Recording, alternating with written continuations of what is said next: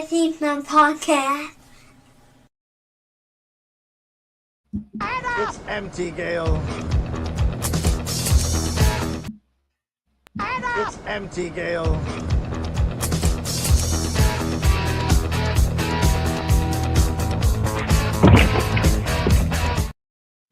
How to do it. Always have to do it. I want to say, I hope you get well soon, Dan. And not because of that. Well, maybe because of that. We're not 100% sure. We're still figuring it out. But Dan had to take care of himself with surgery this week. And hopefully he has a speedy recovery. We love you, Dan. Thank you. Yes, we do. I really hope it's not because of that table fall. I hope not too. But guys, we're doing it a little different tonight. We're starting a little bit early at 7:30. Here's why. It's my mess up. It's nobody else's. I watched a lot of movies. I kind of let them kind of pile up, and then finally had a chance this week to watch it and kind of motor through and get a bunch of these done. Yeah, I want to review them because I have a bunch of other movies piling up for next week, and it just is going. But we're here. We're going to do our reviews first, and then we have great people joining us later, so that way we can talk about the topics, we can talk about the top 5, mixed movie picks, and more. We're going to bring you that great show. But let's get started. First and foremost, we're going to start with Holland. No, we're not. You know why we're not going to start with Holland? Because in 2 weeks, I've watched this movie, an hour and 15 minutes of this movie. It's unbearable. But I have made a promise to myself that I'm going to finish that movie. I will finish that movie. But it is not this week. I know I promised it last week. I know I promised it this week. I promise you I will get this movie done by the end of the year. So we're not starting with Holland. I'm going to tell you, though, so far, don't watch it. But I'll let you know my full review by the time I finish it. G20. Let's pick it up there.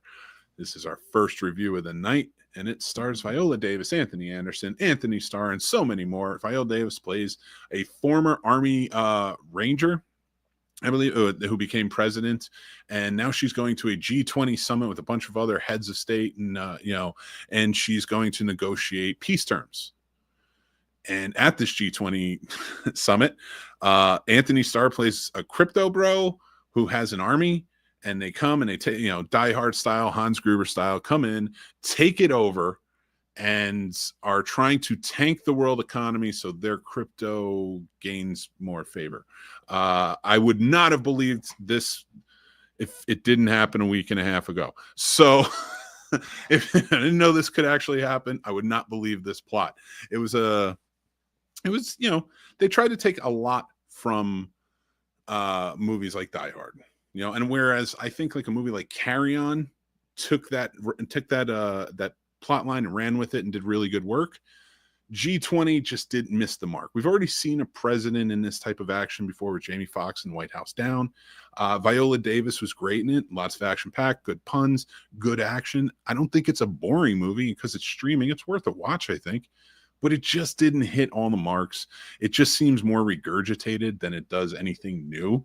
And we're going to get a lot of other great action that's kind of changing the game right now and turning things on their head. So why stick with the same old thing over and over again?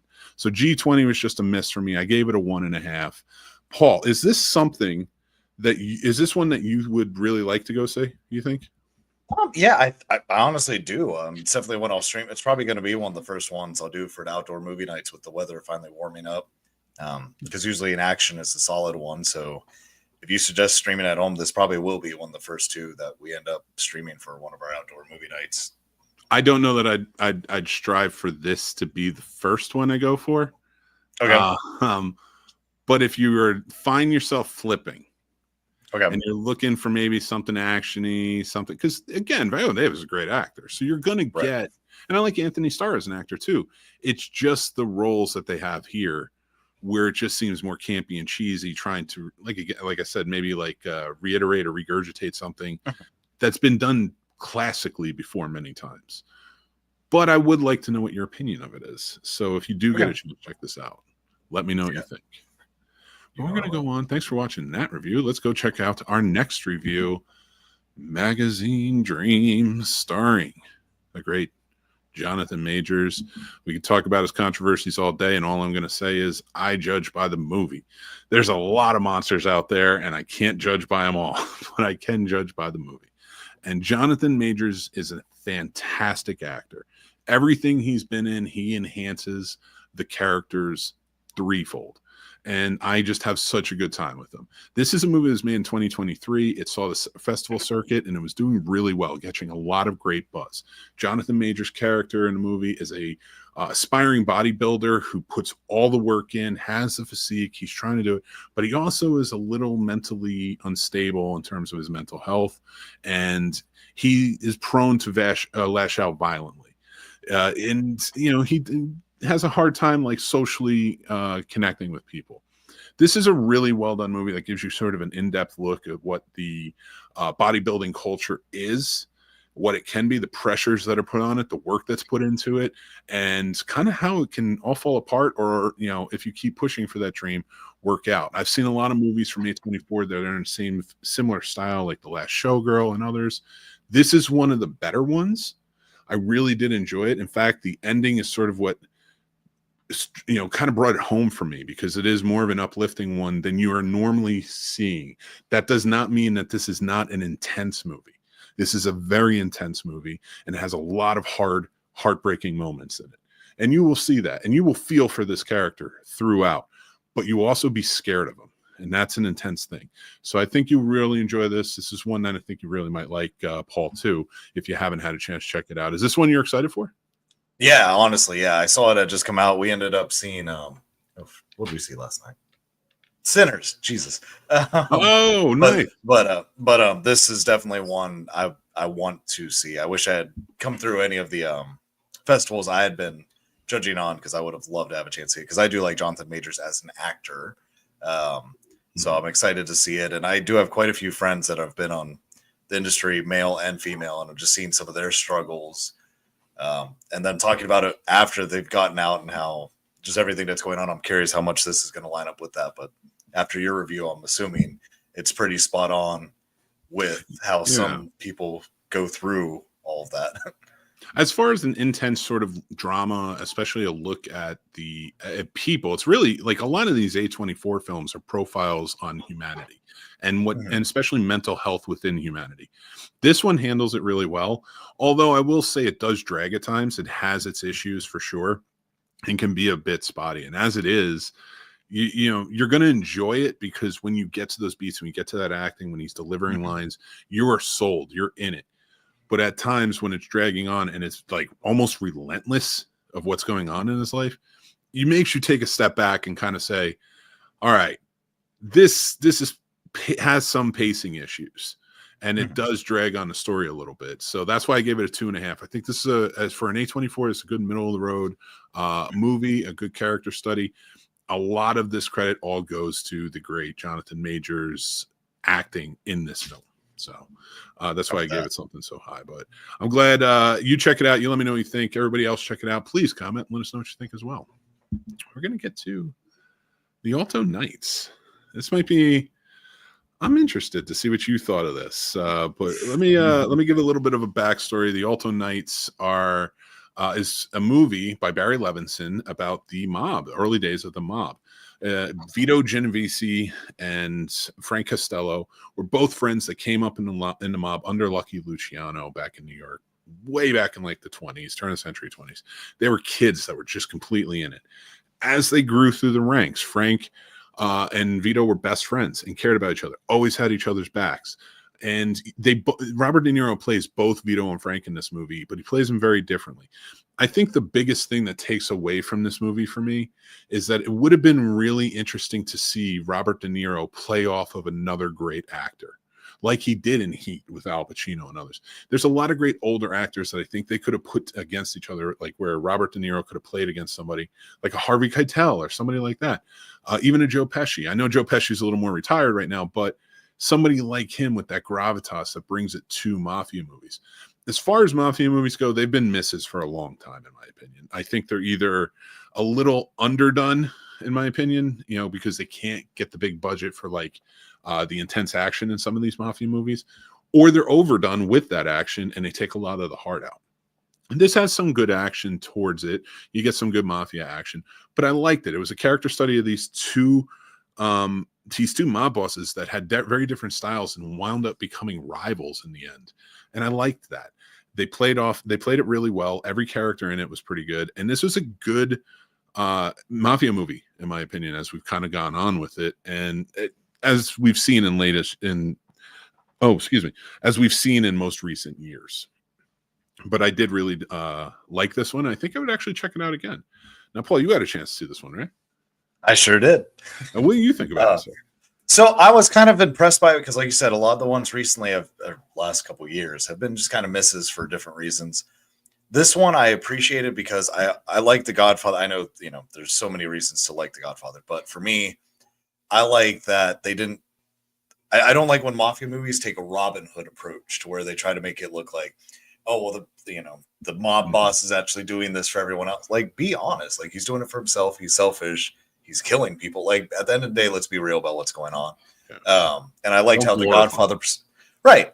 The Godfather glorified more of the family aspect of it, which is a real thing within the mob. And so I like this approach. Like you said, them growing up, you could see how they were together. And then the split was almost, I wouldn't say quite like Obi-Wan, Anakin, but you definitely were like, damn. Like, I felt like I wanted to cheer for them to like become friends in the end. Yeah, right, right. What's funny about it too. I've actually interviewed him on the show. John O'Halloran, who played Nam in Superman and Superman 2, was on the show. He is the son of Albert Anastasia, who was the mob boss that Vito has killed in the movie. And this is all reality. So he was like the guy that was up in arms and was like one of the heads of the five families that was for Frank, and was trying to back up Frank and everything. That was John O'Halloran's dad. That's crazy. Yeah. Well, yeah. He talks about the story in the interview and stuff, and tells old stories about how he would like do enforcing in the mob and stuff because he was a big guy. He was a boxer. So right. Interesting, though. Very interesting. I thought that was a cool aspect. And as I'm watching this, I'm like, I remember him talking about like this aspect and when his dad got killed and stuff. So I thought the Alto Knights did a pretty good job as far, like you said, with mafia movies where they're not trying to sugarcoat it. You're right. Right. And that's what this is one where they use a lot of de-aging. I don't know if De Niro is just in it to win it with that, but The Irishman, whereas they use the de-aging, but it was sort of a boring story. This, I think, kind of amps it up a little bit, and I think you'll enjoy it a little bit more. So if you can get past the de-aging. But what's your score for this one? So I put this at about like probably a 2.5 out of 5, maybe a 3. Probably 3. We'll say 3. Yeah, only for me, I gave it a 3 only because the acting was very well done. And this is some of the better acting I've seen De Niro do lately. Right. So like I gave it a 3 out of 5. 2.5 out of 5 is good too, or 3. But yeah, I would say check out Alto Knights when it comes out on streaming. All right, and I think it is actually now. So go check it out. Heck yeah.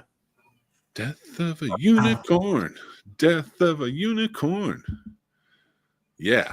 All right. Death of a Unicorn follows a father and his teenage daughter, played by Paul Rudd and Jenna Ortega, respectively, as they are driving up to the mountainside lodge of his very, very wealthy boss and his incredibly dense boss's family that lives there and all their helpers and everything else. And as they're driving there, they accidentally hit and kill a unicorn. And from there, we get a whole lot of craziness. They bring the unicorn back to the boss's house. Now they want to try and capitalize on whatever they can from the unicorn because its blood brings certain properties of healing that help. And it becomes like this intense sort of comedic. I think they try to play it in the trailer like it's more comedic than it is. But it's more dramatic in that sense with lighthearted drama, I would say, is more what this is. With a lot of interesting details about it. I did like the unicorns. I thought they were cool. I thought the idea of unicorns hunting these humans was cool. I like the lore of it all. But you're getting a lot of the same sort of tropey characters. The rich brat son, the mom who's like we just saw her on White Lotus season 3 with Parker Posey. Like you see these characters sort of regurgitated over and over again. Paul Rudd's sort of like this hapless father. that is working too much and can't pay attention to his daughter.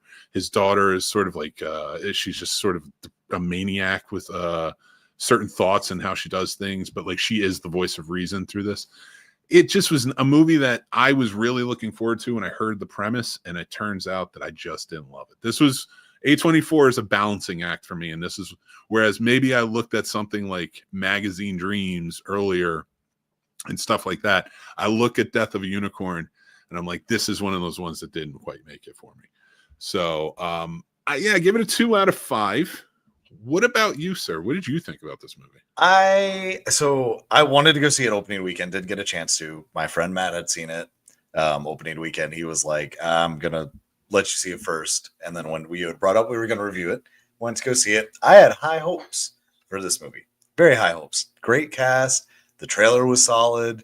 New premise. I was like, "Oh, this is gonna be great." It was tough. I'm not saying worth walking out or anything, but I found myself kind of getting bored. Like you said, the tropes have been like, it's just been done to death. I was just like, okay, you just changed the setting and a couple animals around and there's a unicorn here, but this is 90% of what's out there right now.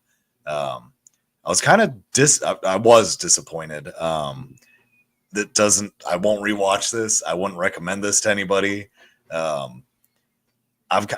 I just was kind of blown away because with that cast, I expected it just to be such at least a solid, 2 or 3 out of 5, and it just didn't hit there. Like it was hard to get above a 1 out of 5 for me. Just there's no memorable scenes. You know what I mean? Like I can't tell you one single line that I was like, haha, because I was just so okay.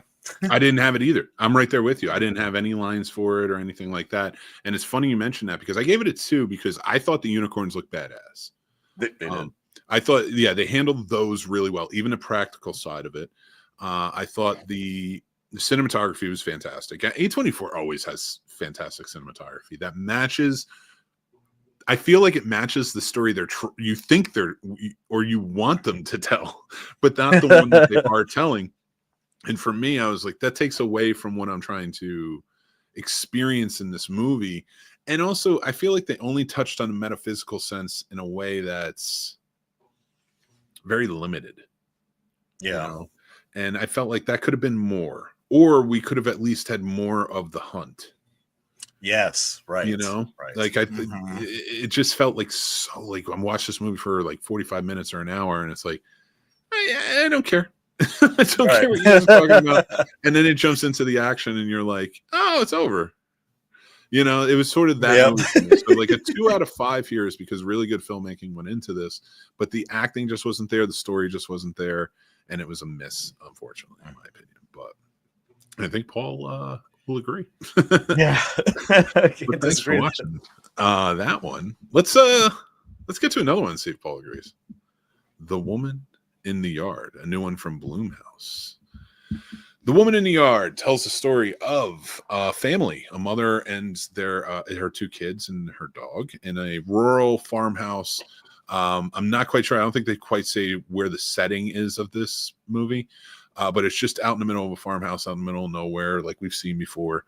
And they have just experienced a hard tragedy where the father figure of the family passed away. And now they're dealing with it. It's about a year afterwards and going through the motions. The mother of the family, the matriarch, is just trying to make things work. The kids are helping her the best they can. And one day they wake up and there's a woman dressed in all black with a black veil sitting in a chair out in their yard. Who is this woman? We don't know. We have a feeling that she is strongly tied to the matriarch character. But as we go on through the day, she gets closer and closer to the house. And as that goes on, things start to go awry and become way more intense. This is a movie where the acting in it definitely shines through. I like the lore of it. I gave it a 2.5. I think this is very middle of the road. Also, Blumhouse, one of Blumhouse's better movies, because that's not so much of a balancing act for me. So this one's more of one of their better movies. It reminds me in tone of like The Deliverance from last year. Although I thought The Deliverance was a much better film in my opinion. But this one was well done. Whereas The Deliverance is sort of an urban setting. This is almost a rural setting, and the lores that go on with each of them. and I kind of dug that. Like you see in many movies and many horror movies where maybe more exorcisms happen in a rural setting. It happened in urban settings within movie world, and things like this where like it's ghosts or it's demons or stuff like that. And I'm not saying it's any one of those things. I'm not trying to give anything away, but it's just one of those things that kind of stands out to me as more of a rural setting, which is ironic because the book and the story that The Exorcist is based on what took place in a farmhouse. So that's kind of funny. But I will say this. I liked this movie. I thought the acting was really good. I thought there were some really good, intense horror scenes, and the imagery was very good. I would say check this movie out, especially if you're a horror fan. It's worth at least seeing. Now, with that being said, Paul, what did you think about The Woman in the So I was really pleasantly surprised by it because after I saw the audience and Rotten Tomato score was closer to like 47, I was like, okay, it's kind of another Blumhouse womp, but let's go see it. I was pleasantly surprised. This one kind of reminded me of Lights Out, because I know Lights Out wasn't universally liked by most people, especially horror fans. But for me, I love something different like that. I liked how she could only come in the house if she could cast a shadow and things like that. So there are a lot of aspects that I was like, that's fun, that's different. And I enjoyed that almost cat and mouse, that kind of stress you feel where it's like you said, every time she gets closer, more shit's happening. Yeah. And it's like, why are you getting closer? It almost reminded me of the Weeping Angels. That's a great, I didn't even think about that correlation. That's a fantastic correlation. And that freaks me out. I'm telling you, that Weeping Angels. So like this, I was like, oh, like stop moving closer to the house. Even when you say that and you saw her sitting all the way out, like, because you see it in the poster right here, she's out by the road. And then there is that moment where, because they go and they confront her out in the road. It's not like she's just somebody out there and disappears when they walk up. The mom goes out and talks to her. Right. And it becomes very evident that this is way otherworldly than she believes it is.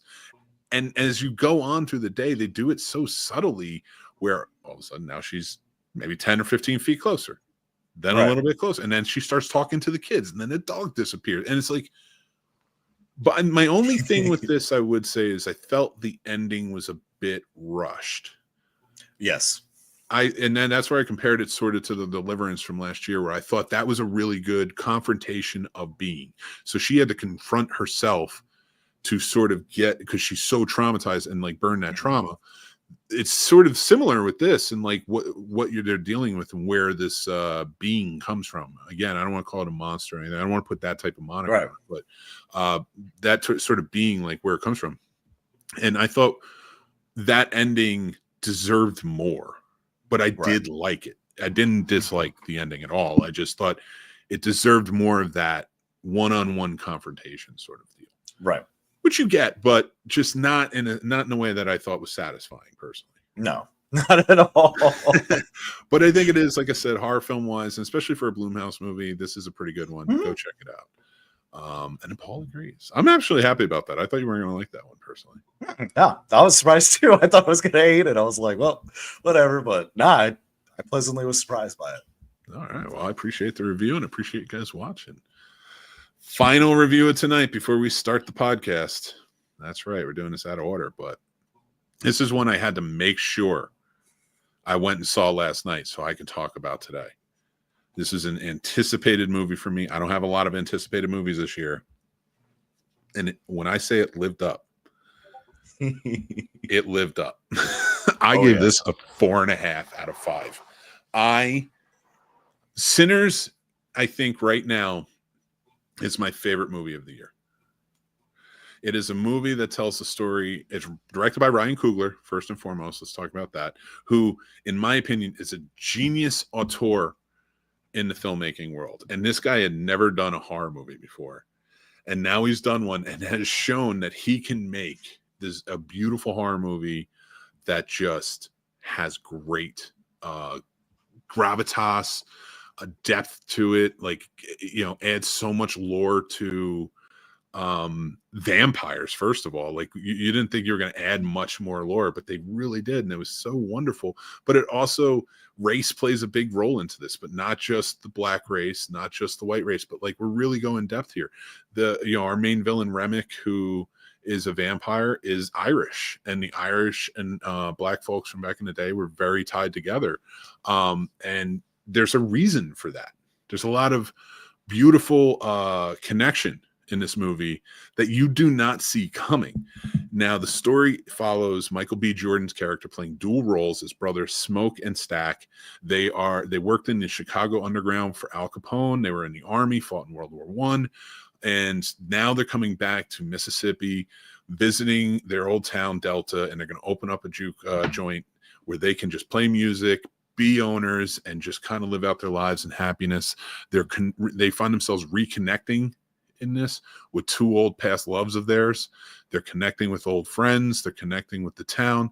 They want to get them out to the juke joint that night so that way they can grand open, have a good time. Now, they are not the greatest of people. They're honorable people in a way. A lot of people really love them. They stick up for they are, but they will shoot you.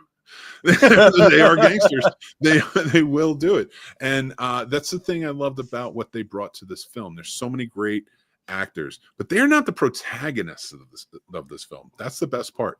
There's a character named Sammy. He's a blues player. He's their cousin in the movie. He's a young boy who can play the blues, can sing like hell, and they need him to be sort of their mainline front runner up on stage because he has that sound that can just draw people in and really make them feel good. And that is a central theme of this movie. And a lot of that is beautiful. A lot of that, there's a very cool theme of how black culture is often kind of overtaken and used out in the world because it is a culture that brings something new. Remember, black culture has brought us rock and roll, has brought us blues, R&B, all of that stuff. Like every type of pop culture or cultural thing that we see in America is very much rooted in black culture. And they're saying that in this movie, that so much of what black culture is tells tales for so many out there in the movie world. And I thought that was a very cool theme to sort of add to this. I really love the intense action of it, but the story here is what really drives me in. You don't even see a vampire for the first 40 minutes. When you do, it's still sort of very vague in what's going on and how it's working. But then you move on and things kick off.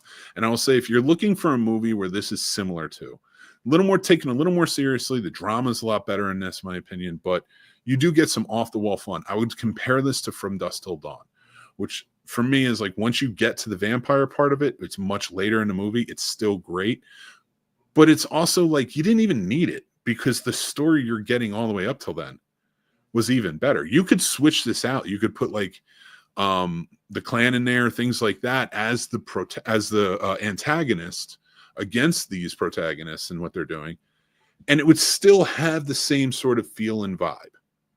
The vampires are just an added beauty to it. They add this element of horror, what they are, but they also add a rich history to these characters and what they are. And the music that plays into it, that's the last thing I'm going to touch down on because I don't want to ruin anything. I think this is a movie you should go check out in theaters. But the music in this is brilliant. And they play Sammy perfectly because for the entire time, you're hearing how great Sammy is as a blues artist. He's coming from his father's church, who's a pastor in a small town, and they're bringing him and he wants to just play. That's his dream. He just wants to play. And so he doesn't get to play really until he does. And when he is on stage and he plays, it is some of the most brilliant filmmaking I have ever seen, hands down, working with cameras, actors, choreographed perfectly. Everything about this scene is brilliance in filmmaking and this is something that deserves an Oscar. I'm not going to get it because it's horror and it's already April, but it deserves to at least be nominated. Now, I've over talked. I've gone crazy over this, and I know I've missed a lot. We're going to talk about this, I'm sure, more. But what is your review of this, Paul? You got a chance to see it. So I was blown away by the director as well. This was one of those things where the trailer looked great, right? And I've heard good reviews from it. I went into it, and this was almost a Jordan Peele moment where I was like, holy shit, I underestimated this director completely. I didn't think he'd be good in horror at all. He brought new elements to vampires to where I didn't know you could see vampires like that and they'd still be terrifying and almost cool at the same time. The casting was beautiful. Everyone was playing the exact part they were meant to play, which is nice to see instead of you being like, oh, I think, X actor might have played this part a little better, this and that. Everyone did amazing. Michael B. Jordan, outstanding. Anything negative I've ever said about him, just being a kind of middle of the road actor, I'm sorry, I am wrong. You were phenomenal in this. Those two roles, thought they were kind of different people, and they were fun. And even the choreography with their interactions in the beginning, you know, I'm not going to give it away because I don't want to spoil it for you guys, but that first scene with those two, I was like, I absolutely love this. Like, I was like, okay, we're setting this up. And I myself do enjoy some blues music. So I like that. For one of the main goals of the story is dealing with blues music and might or might not be dealing with the Dance with the Devil. So I love that tie. And yeah, that dancing scene with him playing was amazing. I love that era. Probation era is a fun era. And there was a lot they could do with it, and they did a lot with it. But it was amazing how they just kind of take you through this whole journey of every character's life, but quickly, but it doesn't feel rushed. It didn't drag. You know, you figured out, why did they lose this love? Like, why are they reconnecting? Why did they do this? And then even the fun scenes, you know, figuring out that they're gangsters. And like you said, they will shoot you. So figuring that out, the one-liners were amazing. Once again, I'm not going to spoil it for you guys, but you'll know when you see it. You're muted right now. Sorry. No, you're good. You're good. I will add to that, though. I'm muted, so that way I don't want to interrupt you. But to add to the Michael B. Jordan, there's no point in this movie where you're wondering which one is he. There's distinction in there, in just the way they look, their faces. Like Stack's face is a little bit fuller, which makes sense. He has the longer beard, but like he's playing it fuller. He's Smoke's face is a little thinner. So like there's differences in how they play things. There's differences in how they talk, they walk, they act. And whenever you're cutting back and forth, and there's even differences in their suits. Like one is red, one is blue. I mean, it really lays it out for you what's really going to happen here. One honorable mention I need to mention in terms of the actors in this movie.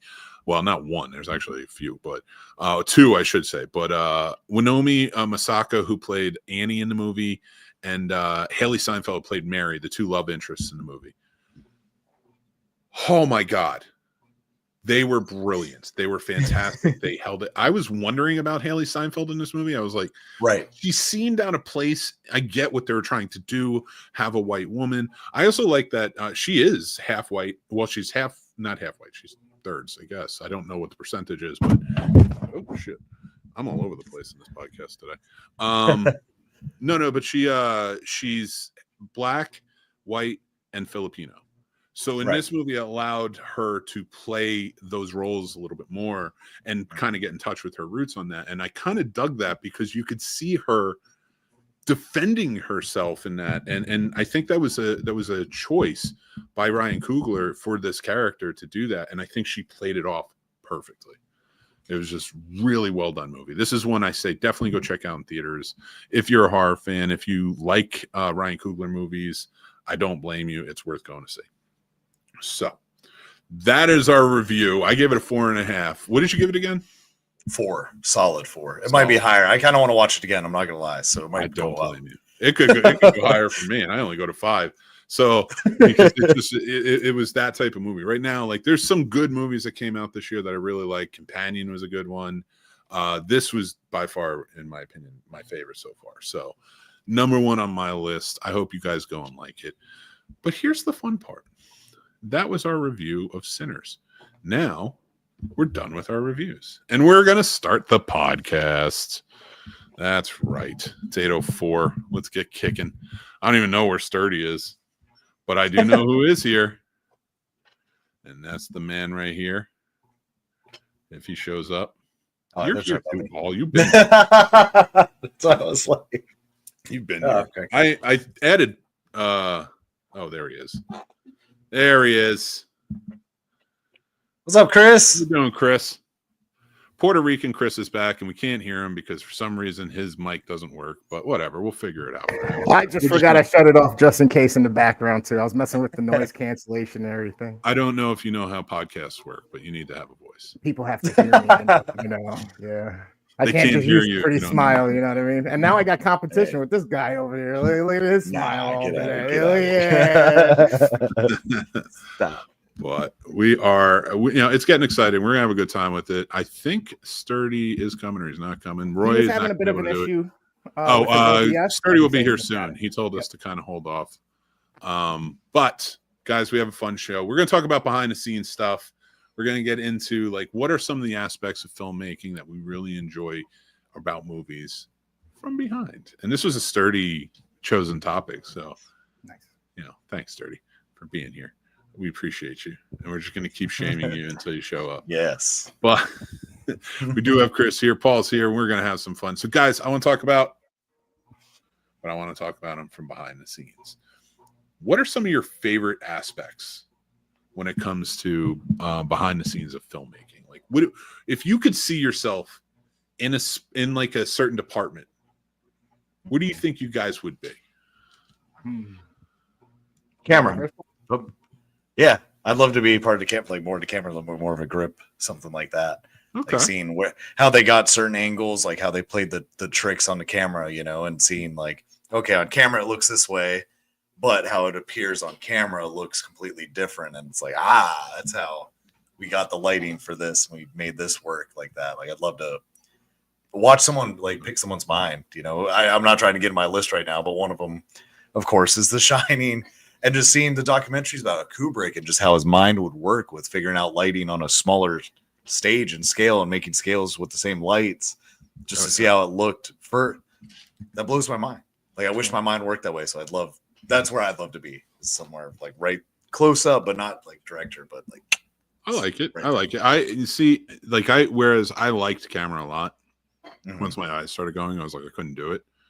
But I really enjoyed lighting, especially the gripping sort of. Okay. Like it was just so much fun to be able to kind of get in there and like learn what the grid was going to be, where you're going to hang everything, how you're going to do it. That was always a fun aspect. I always love stunts too. Stunts might be one of my favorite behind the scenes. Like, I love watching the behind the scenes and DVD commentary of stunts and like kind of what goes in. Watching these James Bond movies again has been reinvigorating my stunt love. And I know it's just going to grow with Mission Impossible, final one next month. Oh my God. Yes. Chris, what about you, man? Is there any part of like behind the scenes of filmmaking that like you find like interesting that you're into? Everything is notable, but at the same time, the special effects, the cinematography, and the stunts are the three main aspects for me that make it. I know a movie is nothing really without good writing and a good actor. That's why I'm saying everything needs to be encompassed and acknowledged. But if it was for me, seeing something from a different angle of being part of the team that made like a special effect and then seeing it come out the way it comes out in the final product, or with stunts, it's on my list, but there's certain movies especially that do things and you're like, how the hell did they do that and coordinate that so good to hit the beats and everything? So stunts for me, you're throwing your body around, it's physical, you got to use your mind, you got to keep yourself in shape. So I give tons of respect to stuff like that, especially after myself being in so many car accidents.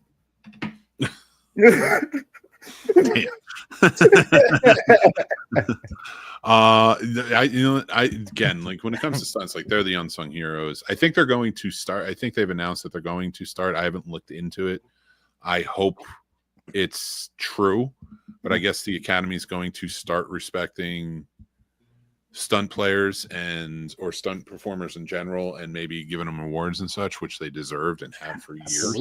Absolutely. Yes. It kills me. It kills me whenever I would think about that. And I'm like, you don't even like look their way. But I mean, there's so many things about behind the scenes in terms of filmmaking that, well, first of all, it's a dying industry right now. Nobody can find work. California's washed. They don't want to work there because there's no incentives. So when you get down to it, like, indie is key. And I think that's going to be a big thing in a few years. Like, indie's always sort of been a big thing, but I mean, like, in a way where indie will free up states to start making their own movies and offering the incentives for those movies being made within that state. And that could be a very groovy thing. We can keep a main hub of studios, but why have studios if you're not even filming in them? You know what I mean? Yeah. Now That'll- I realize I kind of took us off course Okay. a little bit, but it's still behind the scenes, so it still works. So in terms of behind the scenes, like when we talk about it and such, were you guys DVD watchers of the behind the scenes stuff? Oh yeah. Habitual. Yep. One of my favorites was the Alien Anthology back in the day when the 4-movie set came out. Mm. Yeah. It was like 24 hours of just behind the scenes. So I only made it about 8. It's so much, but the amount of stuff that they have available. What are some behind the scenes stuff that you guys have liked over the years? The first one I remember watching was, you guys are going to make fun of me, is Marky Mark, Planet of the Apes. That's the first behind the scenes I ever watched. So that one always kind of sticks out to me, just watching how they do the makeup for all the monkeys and everything, and some of the stunts too, but they really harped on the makeup and the new practical effects they used for that movie. So that's kind of has a special place in my heart, even though I'm not going to say that's even the top 5 of any of the Planet of the Apes franchise, but it is what it is. No, listen, but I mean, it's big special effects worthy movie, so it's definitely interesting in that sense. But we do have somebody here whose idea it was for this. Sturdy. Listen. I can't help it if I have technical difficulties. Randomly, just boom. User error. No, not at all. OBS is just like, you know what? I don't want to deal with you tonight. I don't want you. I'm going to make it a little tough. You're going to have fun still, but I'm making it a little tough. And it did. That's funny. That's amazing. Well, we're glad you're here, man. We're talking about behind the scenes stuff. Okay.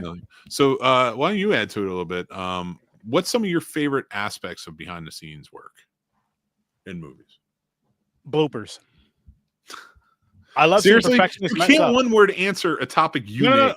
Listen, I like seeing professionals like make mistakes and mess up, but still leave it in there.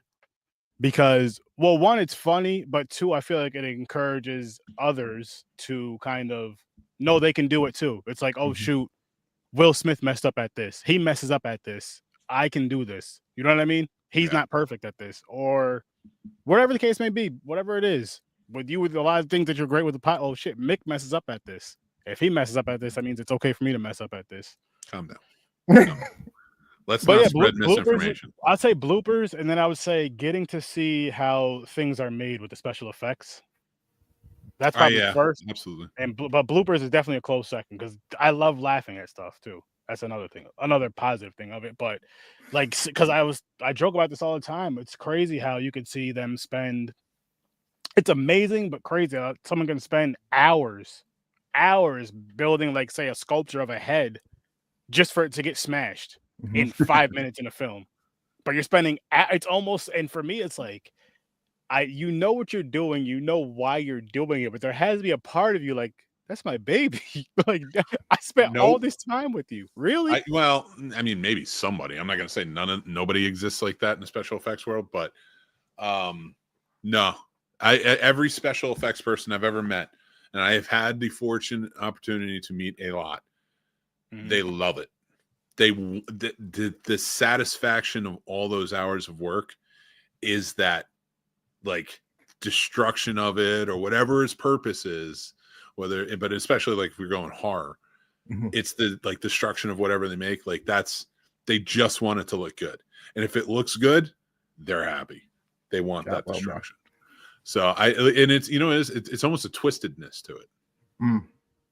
I think you have to have a mentality when you're a filmmaker. And I'm not speaking out of turn here, people. So when I say that, it's like, I really do think, like, if you're going to have if a career in filmmaking, you have to have this mentality of, we're going to get the shot. Yeah. My job, whatever I add to this. So even if I'm a best boy, I'm going to make sure the power's running everywhere so we get this shot. It's this beautiful unification of different personalities that all come together, and it's for the betterment of the art. And that's where I think we get bogged down in terms of, like, when we're talking about filmmaking today, and, like, is it art versus collaboration in this? It is definitely art. There's an art there. The art is what is produced. And yeah, a lot of times the directors or the writers and stuff all take credit for that, but everybody there is always set. we're going to get that shot. How are we going to get them this shot? What do I have to do? And that's why I think that's a beauty that adds to that collaborative artwork. To me, like understanding that, like we said, all aspects of filmmaking is important, but there's this level where there's a certain amount of vision that's needed, and it's cool to be at the top there. And if you don't understand the vision, you can still be a part of it and still help that get done and accomplished and give that end result and product that's needed. And then you finally get to see that's what they were going for. You get that feeling, you did your job well, and everybody else hit their marks. Team collaboration, man. Working as a team, I'll never down talk that. Chris, that's the dumbest thing I've ever heard. Sure. No, I'm just guys. Jesus. I don't know Trust me. why I missed you. It's all good. Paul. I can't pick on them. Listen, I gotta say this, Paul, and to the viewers out there, I promise you guys, this is their relationship. This is how they are with you, even behind the scenes. Probably That is even, true. I would say better because it's funny, but worse for you guys. But no, this is the Jersey, New York love. I couldn't do this with Sturdy. He kept getting mad. He's lying. He was like, I hate this. I don't like being picked on. I'm going to get Puerto Rican Chris back. He's coming back. We need our punching bag back, man. We need our punching bag back. No, he wanted you to like come back at me. He was like, you're hurting my feelings too much. Nah. I need Chris back to protect me. I've grown. He fe- No retaliation, no revenge. The universe will make all right. Now, Oh my God, where were you? You know what's funny? I'm not gonna say where you guys are, but you guys are states away again. A state away again. What is up with you two? Hey, but we're in the same state, so what's up? yes, sir. No, but Chris and Mick, they grew Hell. up a state apart, and now they're living a state apart again. True. There's something to this. Yeah, I I think know they you're, didn't know each you're other back kind in of, the day, but hypertizing the proximity here because it is like hours. Yeah. It wasn't like it I doesn't grew up matter. in New Jersey and he grew up right across the water waving from me. He might have. Waving to me. Do you know what part of New York he grew up in? Yeah, Where? not by me. What part? What borough? I was on the Manhattan side across the water in Jersey, hiding Brooklyn, by Queens, the Ave. bridges and tunnels. If 'Cause you were to that's- guess, where'd you say he's from?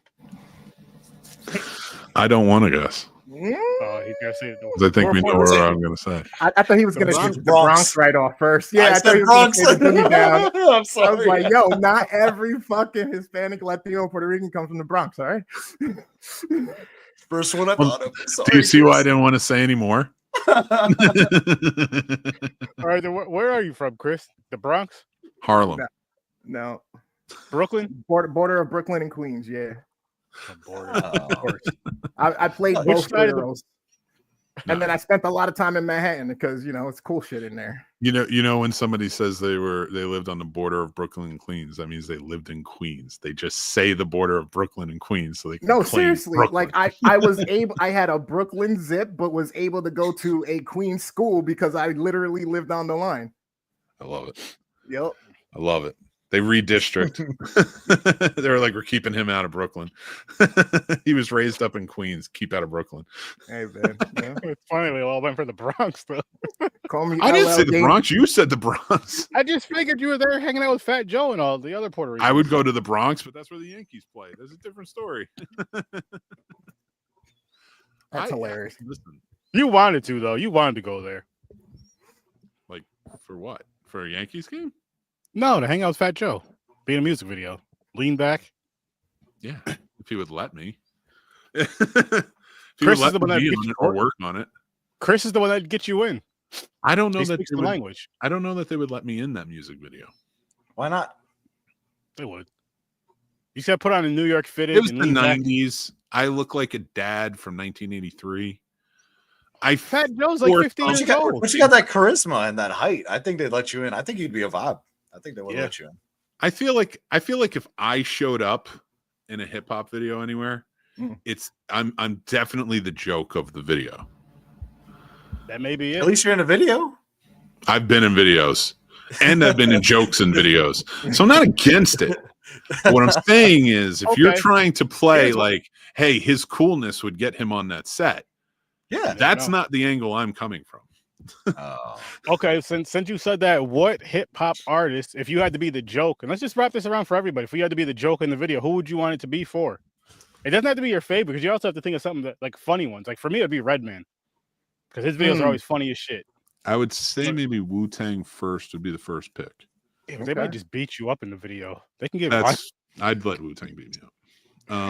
Wait, hang on. You would let them jump you?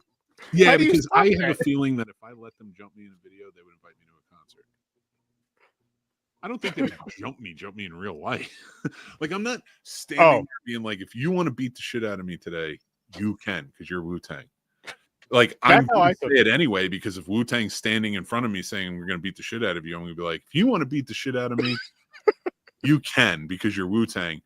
But I am going to run. I would add to it. That's the only thing I would add on in the end, is like, I'm going to run. I'm not going to get away. Oh my gosh. Just say there, take it, and then call your lawyer right after. You talk to Mick later, like, yo, what happened to you? Said, like, I got jumped by Wu-Tang. Did you press the charges? No, I got an autograph, though.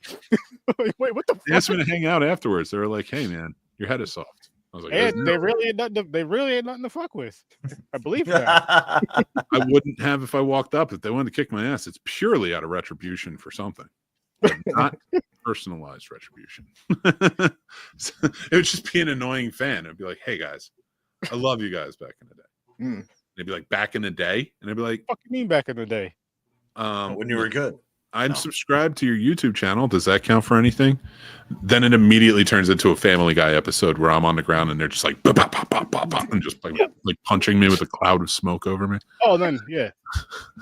They're beating the dirt off me. I don't know. Maybe Method Man and Redman, if they did something again. Yeah, they're funny. And I'm just saying in general. It doesn't even have to be if they did something. Just in general. And I feel like mine would definitely be Redman, because it'd be something fun. His videos are just funny. Like they're a good Diddy. time. Diddy. I would be in a Diddy video. Well, actually, his music videos are good. The other ones. Well, my skin is very dry. Oh, you want to be one of those videos? Oh, if we're going that way, I don't want to be R. Kelly, and I don't want to be the Trapped in Closet videos. Damn. Oh, we would 100% throw you in. You'd be the little person in the closet. Yeah, I would. You'd be standing there and be like, I'm not getting in that closet. And all you hear from the closet is R. Kelly be like, did you bring your passport?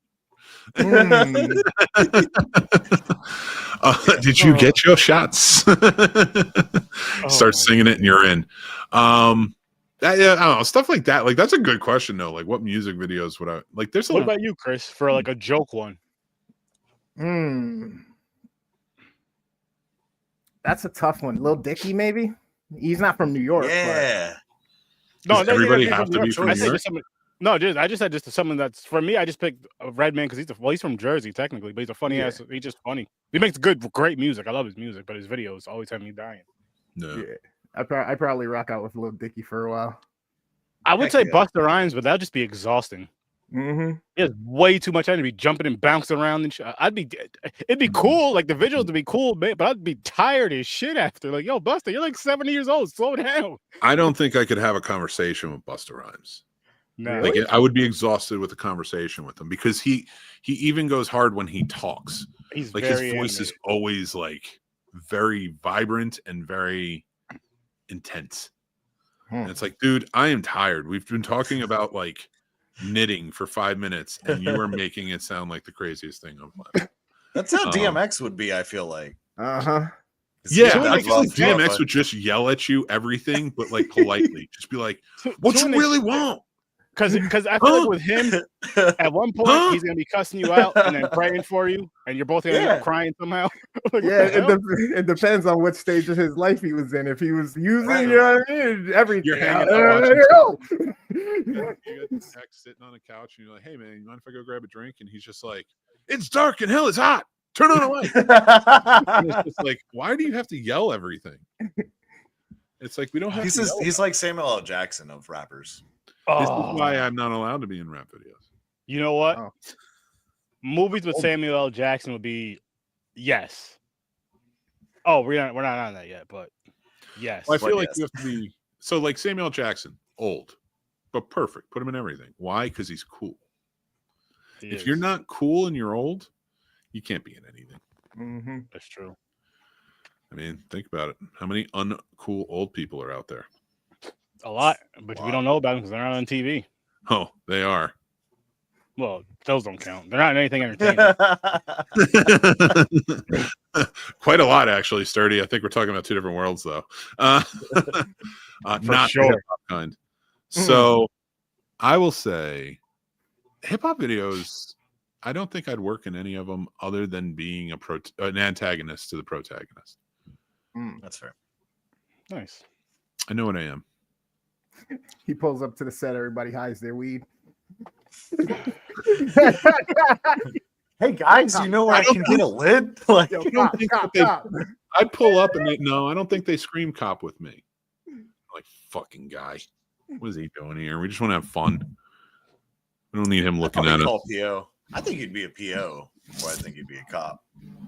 I wouldn't be either. They'd be like, I yo, don't- we I got don't- warrants. Leave.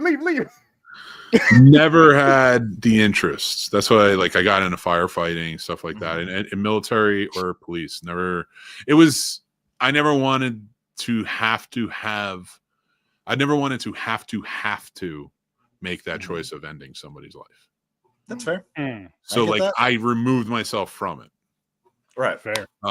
Rather than sign up. It's not like, trust me, I was not the only one. There's a lot of us on 9/11 who were like, let's go.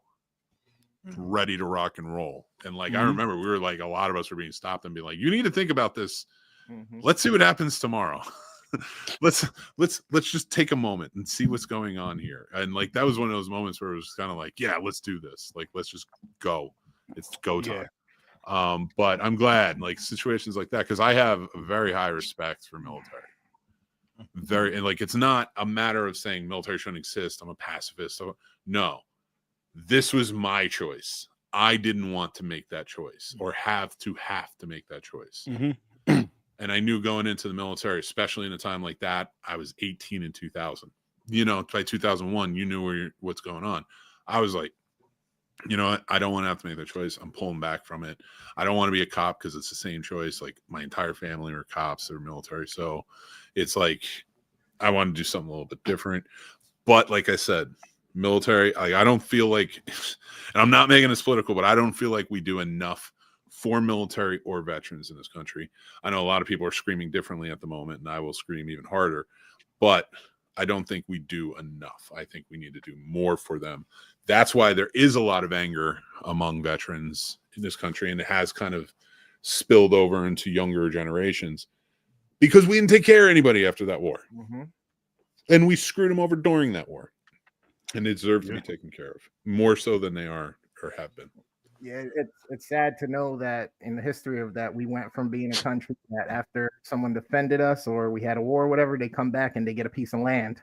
You know what I mean? They get a home. They get, you know what I mean? And now it's just, nope, here's some taxes. We'll see you later. There's some doctors over there for you if you need anything, and that's it. Well, I mean, that ended with Vietnam.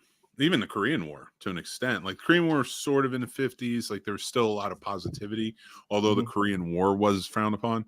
Once you got into Vietnam, though, nobody was coming home to any respect, and that was disgusting. Again with cops, I know I've said things about cops before. I have a very high respect for the job, and I know what cops go through. They are underpaid. When we talk about defunding, I've talked about it before. I said more reallocating. Maybe you don't need the big Bearcat truck, but I'm pretty sure a bunch of these guys desperately need raises that they haven't gotten in 10 or 15 years. And in 10 or 15 years, that's enough to drive anybody crazy. Yeah. So there's a lot of things like that. So I don't have any disrespect for police as a unit and what police is or what police are and in terms of service and protection. But in a perfect world, everything would be perfect. But you can say that about all industries. Medical, fire department, all civil. There's always going to be issues because there's never 100% of dedication to taking care of those institutions. So they flounder. But that's anything in life, especially filmmaking. and I want to get into, gentlemen. I have another music video, Mick. Oh boy, fine, fuck it, let's go back. What's your next music video? Listen, hear me out. Boy, The thong song. I feel like Yeah. Remember when he was doing cartwheels? He'd be doing cartwheels, but the opposite way and messed up. Make it serious, and I was like, you know what? I'm gonna pivot. I'm gonna use this. I directed that to get to a point to pivot to the next thing. Wait, you directed the thong song? Yes, but that's neither here nor there. I'm talking about something else. Which color thong would you wear, Sturdy? Oh, I'm not wearing a Which one thong. would you wanna be? No, I didn't ask you that. I said which one. No. You're wearing one. I'm just asking what color. Okay. No. Are you gonna wear a thong, or are you gonna wear what Cisco wore in that video? I don't know what the hell he wore. All He silver wore- with the white. No, I'm not ribbon. wearing a thong. Suit in the sun on the beach. He looked Yeah, I'll like a do that. perfect Hershey's kiss. That's Yo. what he You looked got like. to. Yeah, look real stupid. I think you wore a red one. I'll wear a white one, so I'll at least be a little bit cooler. Just do cartwheels. Wasn't his hair We white can all too? enjoy. It was like the little fucking tag on the Hershey kid. Yeah, Oh he my he God. does that stuff. I look good in yellow. I'd wear the yellow thong. I don't know what you guys are scared of. Well, no, nice cheeks. I can't wear thongs because I'm not saying that my penis has not been affected by anaconda malt liquor. It has. I've drank it in excess for years, Oh my goodness. but I have what's called elephantitis of the nuts, and it's hard to slip them into any type of hammock, let alone a banana hammock. They don't stay in there. They fall out. But your dick's down anyway. No one's gonna see any of that. It's kind of weird because what happens is they're so big that they fall through on either side, and then there they come like those clanking balls. Well, then it just looked like an extended butt cheek. Just a little extra heart at the bottom. You would think so. You would think that's how it looks. I think. But it's Show me not Carfax. imagery I did Show not me the use. Carfax. I don't believe it. It's more. You want me to show I gotta you see it to Carfax believe and my it. nuts in the thong? Show me your hog. No, like. Oh wow. I hope my mother-in-law and my father-in-law are not watching this with my son. No, my parents aren't either. But what's up? Whatever. Oh God. Yeah. No, I mean, I'm not ashamed of it. Listen, it happens. It's been a long time. I haven't had a thong on in a long time. Sometimes you got to throw a thong on. I was gonna tell you just tuck it, but you killed it when you said they just pop up to the side. Arse. I don't even know if that would happen. I couldn't fit in a thong if you paid me. Are they make thongs in size extra wide? I'll find out. We'll find out at Fear Fest. don't Come this find year. one. We will find No. out. Oh God. There was Don't leave that up to Bugs. You know he'll come with something for you, Mick. Yo, Mick, put I'll this make up. you one. I'll learn how to knit, damn it. A thong, it's gonna get lost That's okay. in the folds. That's fine. It's gonna be like an aesthetically I just wanna pleasing see- version of the I just sumo want to see one. cheeks. I don't care. I just need a little string of color and then cheeks. You That's do it. not want to see cheeks. I have a terrible ass. It's an Irish curse. I have a terrible ass. It doesn't exist. Oh, It's not man. pretty. I just want that little triangle right below his tramp stamp, you know? I don't have one of those yet. I'm trying to think of the perfect Scene one. Snobs tattoo this year for Fear Fest. We could get the Scene Snob right there. Oh my I don't think God. it's a stamp. Well, there is no. We got the logo. We're good. No, we got to get more. We got to do it every year, Mick. Every year we got to get a Why tattoo. not? It can be Scene Snobs. Yeah, I want to do one again this year. We So gotta this do- year, we- last year with the logo, this year you'll put the lettering, the scene snobs as your tramp stamps. Oh, there we go. Nice. I don't know about all that. I don't think that's a good idea. His and his tramp stamps. His and his. Oh my god. Oh You can do it my. on our lips. Do like the Scene Snobs. And you just fill it Nice. down. I'm gonna get tattooed across my butt, and ass was here, but it's gonna be spelled W-U-Z. Because that makes sense. Because wasn't 3 letters anyway. An ass snob. It's just cool to write UZ. Yeah. I don't know why that pissed me off for a second. I just made that realization where I'm like, wait, was is 3 letters? Why are we making up a new word? because Z's are cool. People like Z's. That's why. Z's are cool in certain scenarios. Yeah. All right, let me ask you guys this, because we all have one, and do not lie to me, because we all have one. What? And I 4 will inches to mention the right. mine last, and I will be real about it. What was the nickname you wanted to be called as a kid? like elementary school. Like if you could have been labeled something, what was the nickname you wanted to be labeled? I don't know. 001. 001. I never thought about that. Not gonna lie, 001 because I love 007. Why don't you join us? We just watched all 25 of them. I don't know. I wasn't invited. That's I'm bullshit. just kidding. I know that's bullshit. I'm just kidding. You're I'm sorry. lying. I know. I'm sure, But Mick- no, Thanks, everybody. 001. I like it. I don't know. I don't think I ever really thought of that. That I Sturdy can think of. his nickname. He was like, I'm sturdy, and that's who I am. But I have a few Oh, yeah? family ones, but as far as like one that I always wanted, I've never even. What's one? I know one is like perfect thruster is what you were called, right? I mean, sturdy just covers all of that. That's true. That's Touche. true. That's true. Sturdy, Touche. Chris, what do you and sturdy dirty. That was my old PSN, but yeah, Daddy? I got locked out of it That's somehow. another one. Yeah, I Nobody never calls me had Daddy. any. Never really had any nicknames that I wanted to be called. A couple that I didn't want to be called, but I mean, as I got older, all of the nicknames started hitting: handsome, papi chulo, rico suave. You know, they just started all just compounding as you know. I started growing into my head. You know, Have you seen the Rico Suave video? Rico suave. Suave. Yeah, of course. Oh my god. Oh my god, Rico Suave. And that's not like it's funny because we're around the same age. Like you're I think a little younger, right? You're like in 37. Yeah, 38. I'm about to be 39. Yep. But like even back then, like in the 90s when that came out, it was still like people called themselves that. They're like, I'm Rico Suave. And I'm like, shut up. You know, papi chulo. I could keep going. I could keep Juan going. Carlos. My household nickname, though, honestly, and this is a little bit embarrassing, was Boom Boom for a couple of reasons. Boom Boom Mancini, okay. the boxer, because I was always hitting shit when I was younger as a baby. Oh, yeah. And the song Boom Boom Boom, let's go back to my room. When that would come on, I would just start dancing. And I was like, you know, one. I get that. Hell You yeah. know what I mean?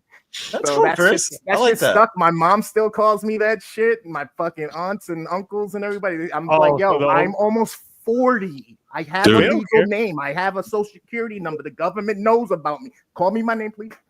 Yeah, boom, boom, His come name here. is Boom Boom. So don't say boom boom to you. You get mad. Dude, No, if I somebody don't really screams get out mad Boom about it, but Boom, it's do you more turn of a around? joke. No, I pay no attention to it. And if it's somebody trying to be funny, I just eventually I'll just be like, yo, not for nothing, reserved for the family. Like family, not Oh, that's family. right. Oh, I got you. Okay. Nah, I got you. Okay. You know So, what I mean? I dude, don't there's take it something personally. behind you, Chris. What do Yeah, it's boom, boom. Like something's popping through on the on the green screen behind you. Hey, Boom Boom. See, he turned around. Scared. Scared. I'm like, wait, I'm home alone. Are you? Are you though? Are we ever really alone? Room is Boom Boom. Wow. I don't know. Not according to that song, You Are Not Alone. It's true. What Nick, was your mic will cut out. What did you say? My nickname as a kid? Yeah. Oh, it's Pooter because I have a gas problem. It's still a problem. Full Nice. transparency. But they call me Pooter. I can't stop farting, man. That's.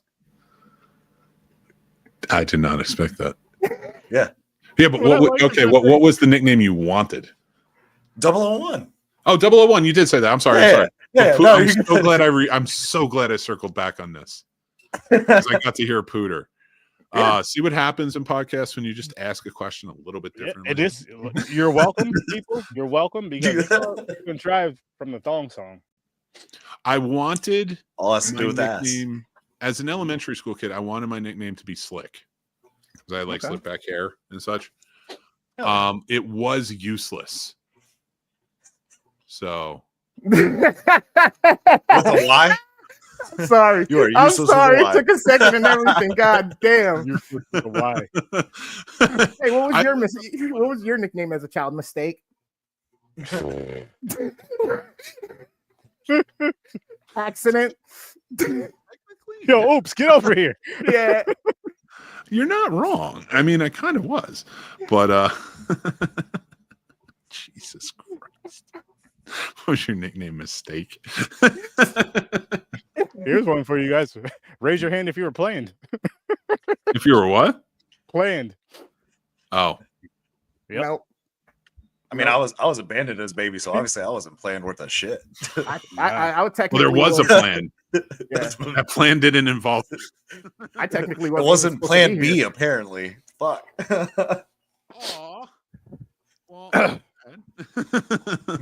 I'm the strongest swimmer. That still blows my fucking mind, you guys. That's awesome. to be here. It's crazy. are you a strong swimmer though? Yeah, I do love swimming, but I'm I the, mean, look I'm at the us. strongest swimmer. What kind of Why do you question think is they got that? here, Mick? Yes, we can swim. The fuck? Oh my god. How do you think I got here, Mick? Come on now. That's be real. okay. Listen, I meant in the pool, but whatever. Look, I still got It's the all boat I body came water. in on. Get out of here, Chris. Damn it. All right. All jokes, people. In this in the world today, this is satirical. I just am want to from a point that out. Commonwealth of the United States of heritage, but I was born here. Let's just say that now. I want to expand on this and say I want to see these two American citizens here every week on the Scene Snobs. Wait, which two? Now, Sturdy can come every once in a while. Also, an American citizen. Okay, that's fair. Whenever you're available, I know how it works with you. I think they're done coming for y'all. I feel like you They already got gotta you here. Why would they want to take you back? That's true. Yeah. Anyway. That receipt's been gone. Like, nope. I don't think that shit goes back that far. If I can't take my if I can't take back my Nintendo to Kmart, you can't take me back. Nice. Nice. Oh man. Oh shit. I love it. I love it. Oh, Nintendo's newer. God. Oh my god. Sorry. Yeah, nobody's taking anybody back. We're keeping. There is no back. You're here. Exactly. Yeah. We're Exactly. all here. So, with that being said, and that was topical. Let's get to tonight's top 5. Segues. Top 5 countdown of movies you wish you were on set for. I'm excited for this one. This was a sturdy pick. Mm-hmm. I like this topic a lot. So I'm going to go around the horn. We're going to start with you, Paul, and then we're going to go to Chris. Going to go to Sturdy, and I'll go. What is your number 5 movie that you wish you were on set for? Titanic. Not gonna lie, I really wish I was on Titanic. Oh, Titanic. Really? Yeah. That's an Honestly, interesting one. I like James Cameron, and I love that movie. I'm not even gonna lie to you. I think that'd be a fun thing, seeing how they build all the sets and everything like that. I think it would be cool. Although I think like everybody got food poisoning at one point on that, and they thought somebody like poisoned them. mhm. I think all the extras and stuff and some of the crew. So Like it's you would cursed. definitely 1,000% be one of the ones that were poisoned That's fine. because you would be a Maybe lose crafty. some weight. No, I'm not calling you fat. I'm saying I could see you at crafty. All right, I gotta get my endorphins up. You're not wrong. Chris, what's your number 5, man? Kind of funny how we were just joking about something similar to this, and we both have things to do with water and boats. Pirates of the Caribbean. Oh, Yeah. that'd be a nice. fun one. Yeah, I didn't even think Yeah. of Disney movies. yeah. Like you I can can't- see, like when I it's think of not Paul's water. with Titanic, I think about the technical side of what you're doing there, Mm. and then you get to like something like Pirates of the Caribbean, where it's very technical as well, but it also seems like Grand. an intensely fun Mhm. experience. Not taking anything away from Titanic, all filmmaking is fun, but there's one that's clearly a drama that they're trying to get serious and go with, and James Cameron really reminds me of that. And then you got Gore Verbinski, who's like, "Go ahead, Johnny Depp, swing away." Like, I just wanted to be on set and just see this all day. From Johnny None, Depp. none you know what I of, none mean? of the inventive stunts or locations or any of that. He just wants to follow Johnny Depp all day. That'd be hilarious. And Keira Well, yo, Knightley was Chris, what do kind you of got hot back for us? then. You know what I mean? That, Yeah, I love it. can't lie. That'd be hilarious. Yo, Chris, what do you got for us? What's some behind the scenes stuff? Oh, I got Johnny Depp doing this about 77 times. I know, right? Just I like gotta video start record him talking to me as fucking Jack Sparrow the whole time. I swear, I would have loved it. Yeah. Well, let's get to our number 4, which is. Oh wait, no. We're still on number You 5. guys didn't go. Yeah, I was like, you two didn't go. What? Really? You know what it is? And you. I didn't You're so- want to involve ourselves like that. Like we've been so involved in the show already. I want Okay. you guys to shine a little bit. That's fine. Perfect. No, I'm just kidding. Sturdy, what you got for number 5? The Last Dragon. No matter what. That would have been a fun one. The Last Dragon, because I mean, first of all, it's mixed with the Asian culture, which I do love and enjoy. I love, and I was telling you this when we did it over on Sturdovish. Well, we watched it at least. Like what Bruce Leroy was wearing through that. I love that style of clothing. That's damn near my favorite style. I just can't find it in my size right here. It's hard as hell. I'm like, what the hell? What size are you? I can find that for you. I like wearing stuff a little big, so like 2X, but I'll probably start wearing like extra large, between extra large and 2X. Well, I don't know. Whole... It might be more expensive now if it comes from China. Yeah, I know. I'm not adding 245% tariff to get you an outfit. No, what you do is you do like everybody else is doing. Just find out who the distributor is, the actual manufacturer, and you go directly to them and buy it from them. We can't. Hong And Kong's save not money. shipping to the U.S. Oh, they're not shipping, period? They're not shipping anything to the U.S. now. Oh. So you're not even going to get it. I'm going to make it for you, sir. Wow, AliExpress is going to be screwed. I'm going to prove I can work in the sweatshop. Not my Temu. Yeah. Oh, yeah. Team is done. TikTok shop, all that stuff. Good luck. All that. Yeah, Last Dragon for sure, though. The Last Dragon. Just the scene, everything. I love that movie. So it'd just be fun to just be on there and just kind of see how it goes. And again, with the Black and the Asian culture of it, with the with the food and martial arts and everything with that, and just the story. Oh my god, it would have been fun. It'd have been fun. It'd have been funny. But yeah, it's my number 5. My number 5 is Jurassic Park. The movie made me want to become a filmmaker. Like seeing those scenes. Like I would want to see what it was like filming those scenes, seeing the animatronics at play versus the what they were filming for the visual effects that were way ahead of its time. Like that would just be brilliant. That would be my number 5. Let's go to number 4. Paul, what you got for 4? 4, I blame on you because you introduced me to this movie and I fell in love with it, and it's going to be one of the ones I'd love to be on set with, and that is Rear Window. Nice. Oh, you would have loved that one. They dug out the bottom floor into the basement to make that set in the soundstage. It's all a soundstage set. The actors lived on that set. That was where they hung out during the day, their trailer, so to speak. So it was definitely an interesting one. I think that's a fantastic choice to work on set. Anything with Hitchcock. He didn't make my list, but for certain reason. But anything Hitchcock would have been interesting to work on, but especially that one. You're right. And I still thank you for that because I can't believe I had never seen it till 2 years ago now. Watch Rope too. I like Rope. Yeah, Rope and Rear Window I think go together really well. A good. I like Vertigo. Rope. Yeah, I like Lifeboat. I like better than Rope. Surprisingly, Lifeboat's a great movie. I really Lifeboat's that would be a good one to be on set for and to see how that was filmed, especially too because he was so good at taking certain spots and really elaborating on them through visual storytelling. Like he was so good at that. So like and especially Rear Window is a fantastic choice for that. But Chris, what do you got? What's your number 5?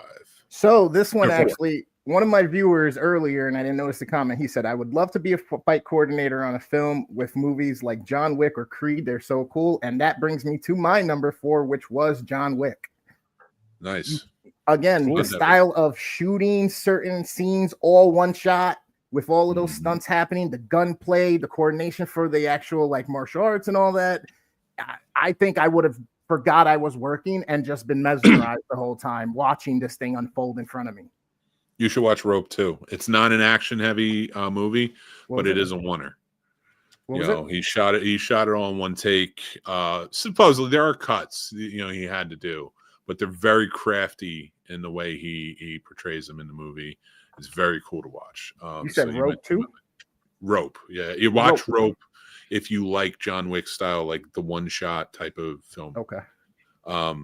That was one that I don't know if there was one done before that, but that was a famous one, and I think Hitchcock sort of like, I don't want to say he created it, but like he was the one that kind of, with Rope, that was an interesting thing to do.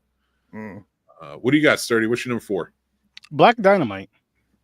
Nice. That would have been fun. Just because I'm a fan of Michael Jai White, so damn near like you're saying, any set he was on, it could be some of his B. I mean, his B. What I don't care, but Black Dynamite. Just from rewatching that yesterday, I'm like, this was just ridiculous and hilarious. And for something like that, for like comedy films, I know I'm gonna say this again for another one on my list. Just seeing how hard it is not to laugh at those scenes, like when you're in the actual scene, because that has to be hard as shit. You guys know me. And you know, if there's something, I laugh a lot. I can't help it. So it's like how that has to take acting to another level in a sense with comedy, just because of the fact that you cannot laugh for certain scenes that are hilarious. Like, all jokes aside, like certain scenes that you're not supposed to be laughing. Or if you're the character that's supposed to be a serious character that's supposed to not laugh, that's tough. It is. Yeah, That's you got to reserve fast. Being on the cast, not trying to laugh in the background is tough as shit. Even with when I was working with Dave Sheridan switching the script every time we filmed one shot and him changing the jokes, and I had to walk away for one or two scenes because I was like, I'm gonna fuck up this take because I can't stop.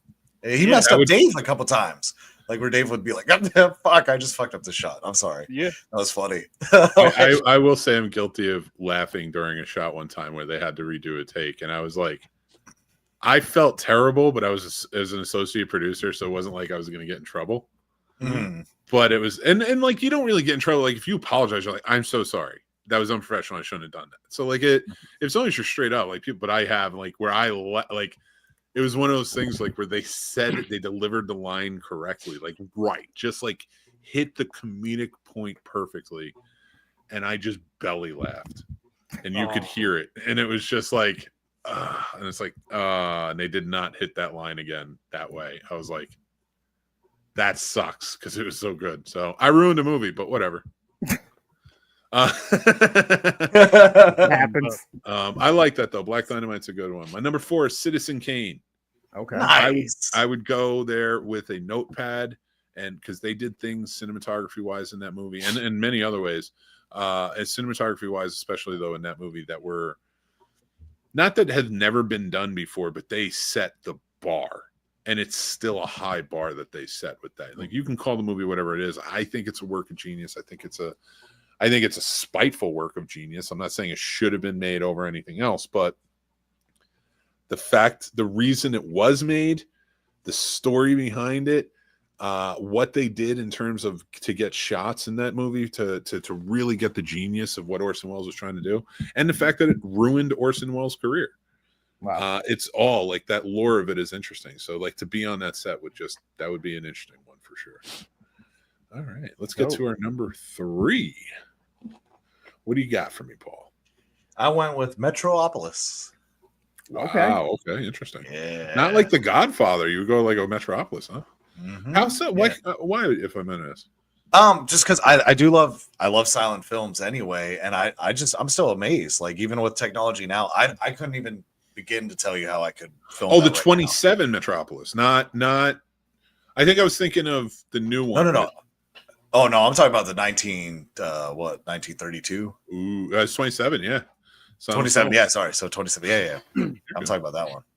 Nice. Okay, that would be. That's why you were like Godfather. Okay, now I get where you're at. I was like, wait, what? I'm talking. I was like, yeah, it's an interesting one, but no, yeah, especially for something like that and how they filmed, that would be a cool one. It was just amazing. It was breathtaking. Yeah, it was, man. It really. And I'd like to see it in color too, like see what colors they actually had there, since it's in black and white. Like, be like, oh, that was actually fucking blue. Like, what's his name? The green showing up on camera better in black and white, and that's the only reason he was green. With Frankenstein and stuff, like that was interesting. But Chris, what you got from number 3, man? I'm a car guy through and through. I love chase scenes. I love the cars being characters in them as well. Gone in 60 Seconds. I love the heist feel with everybody working as a team. I love the hijinks. I like, I know Sturdy hates Mr. Nicolas Cage, but still, there's a lot of notes in that movie that I still laugh at. Yeah, it's all right. It's all right. Have you seen it, Sturdy? Have you seen Gone in 60 Seconds? Mm-hmm. And you don't like it? I did back in the day because the cars and the women. All right, fair. Not because why do you hate Cage so much? He was good in that. I just can't. Nah. I don't. There's. All right, I gotta ask this question to you guys: is there an actor that you just cannot stand? Like the look of them, the sound of them, just everything about them. You just cannot. That's what he is for me. He's just like that annoyance. I don't like. I hate him, but like not in real life. You know what I mean when I say I hate him. I don't hate anybody in real life. I hate Nicolas Cage. God. He just gets on my Nicolas fucking Cage, we're nerves. putting out the challenge to you to come on the show and convince Sturdy to like you. I won't show up, even if it's my own show. No, I I tell want you him right to show now, up with if that all the man rings shows and up- just sit here like this and tell him about how unbearable the weight of his fame is. First of all, I seen that movie, 30? and that movie, like, nope. so I was Nope. watching that movie with Nope. my wife, and that movie pissed me off the whole time. Here's I'm the just deal. sitting there. You're a pissed. maniac. It was great. Here's the deal. If that man writes the scenesnobs@gmail.com and says, I want to be on the show to convince Sturdy, you're coming on this show. I will go to New York City, find you up in Schenectady. I'm just kidding, but I will go to New York City too and just stop by, maybe see a Broadway show, get a slice, and then come up to Schenectady, find you, make you sit next to me as we do this show with Nicolas Cage, tied up, gagged because you don't get to speak badly of Nicolas Cage. But I'll use like sexy tie-up stuff, so it doesn't feel as like weird, you know. That's gonna make it feel even more weird. I'm gonna stare at you the whole time I'm tying you down too. Just no words. It's not gonna, like, when they see you tied up next to me, they're not gonna think, wow, this white guy tied up this black guy. They're gonna think, this lover tied up his other lover.